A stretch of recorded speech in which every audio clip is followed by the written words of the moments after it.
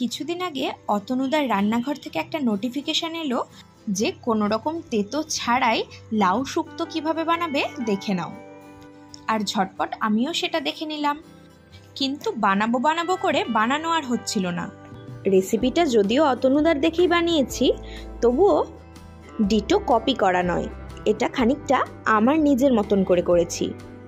আর দেখতেই পাচ্ছ লাউটাকে আমি বেশ ডুমো ডুমো করে কেটে নিয়েছি। এবারে লাউটাকে খুব ভালো মতো ধুয়ে নিয়ে সেদ্ধ করতে বসাবো। অন্য একটা পাত্রে বা অন্য একটা কড়াইতে লাউটা নিয়ে নিচ্ছি আর পরিমাণ মতো জল দিয়ে এটাকে সেদ্ধ করে নেব। তবে এই পর্যায়ে কিন্তু আমি লবণ দিচ্ছি না, তোমরা চাইলে এটা প্রেসার কুকারেও সেদ্ধ করে নিতে পারো। লাউটা সেদ্ধ হতে হতে চলো একটা মশলা বানিয়ে নিই। একটা মিক্সিং জারের মধ্যে নিয়ে নিচ্ছি 1 চামচ পোস্ত আর 2 চামচ সাদা সর্ষে। সামান্য একটু নুন অ্যাড করে জল ছাড়াই এটাকে গুঁড়িয়ে নেব।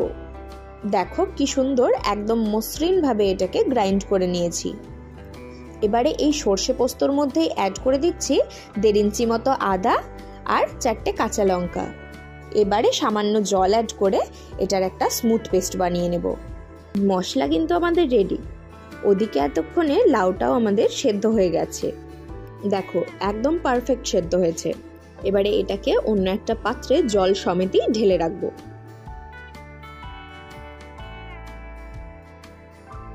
এবার একটা কড়াইতে বেশ খানিকটা তেল দিয়ে 10 থেকে 12টা মতো ডালের বড়ি লাল লাল করে ভেজে তুলে নেব।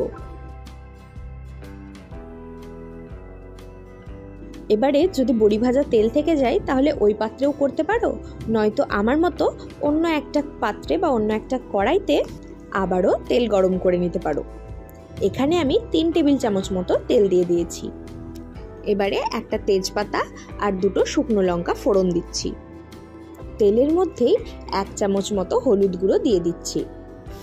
আর ওই যে পোস্ত, সর্ষে, আদা, কাঁচা লঙ্কা দিয়ে যে মশলাটা বানিয়ে রেখেছিলাম সেই মশলাটা ঢেলে দেব।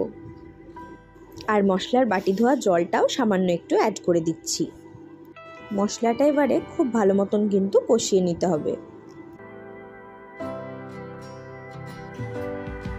আর এই পর্যায়ে কিন্তু স্বাদ অনুযায়ী লবণ আর 1 চামচ চিনিও অ্যাড করে দিয়েছি।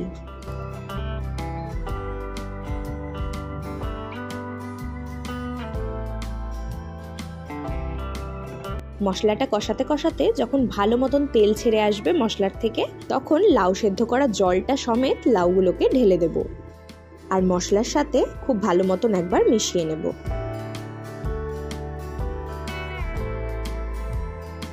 এই পর্যায়ে ভাজা বড়িগুলো অ্যাড করে ভালো মতন একবার মিশিয়ে নেব।